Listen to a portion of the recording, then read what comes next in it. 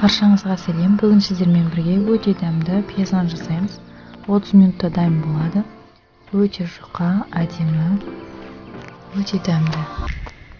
Міне ыстық, арасындағы пиязы да жақсы піскен. Дәмі керемет.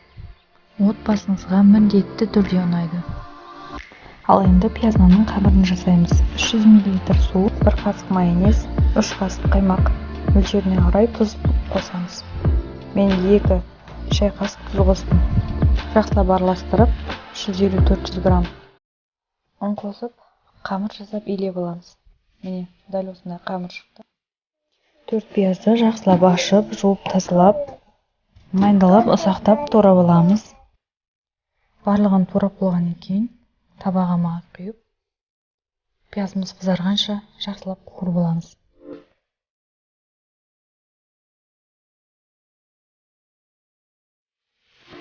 Қамырға азырақ ұн сеуіп,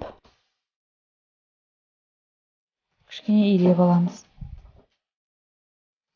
Қамырдың беті бір тегіс болып әдемілеп иленген соң, оны 2 бөлікке бөліп аламыз. Қамырды домалақтап, жаюға дайындап, ыңғайлап аламыз. Каналымда оңай рецепттермен бөлісіп отырамын. Жоғалтып алмас үшін тіркеліп, қоңыраушаны басып қойыңыз. Енді қамырды жақсылап қолымызбен жайып, үлкейтіп аламыз. Үлкейді енді жақсылап оқтаумен жұқалап, асықпай жайып аламыз. Жайып алған қамырдың бетіне сұйық май құйып, барлық шетіне тигізіп, жағып аламыз. Оның үстінде бірінші қуырып алған пиязды жұқалап жайып шығамыз.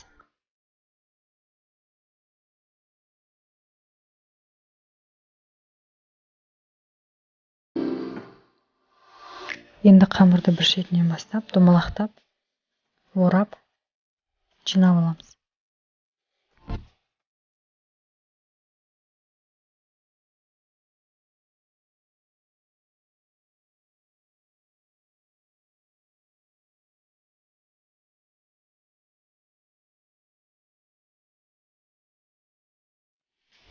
Табаға май құйып, бір келкетіп жағып аламыз. Тегістеп, оның бетіне пияз нанымызды қойып, қатты баспай, жай-жай басамыз. Пияз нанды жұқалап жайып, бетіне жұмыртқаның сарысын жағып, 220 градуста 20-25 минут пісіріп аламыз. Пияз нанымыз дайын, беті жылтыр, тегіс, сап-сары, жұқа, әдемі болып пісті.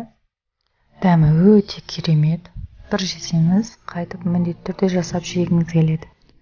Рецепт ұнаса, каналға тіркеліп, осы рецепті достарыңызбен, құрбыларыңызбен бөлісіңіз. Видеоға лайк басып, комментарияда өз ойларыңызды қалдырыңыздар. Видеоның соңына дейін көргеніңізге рахмет.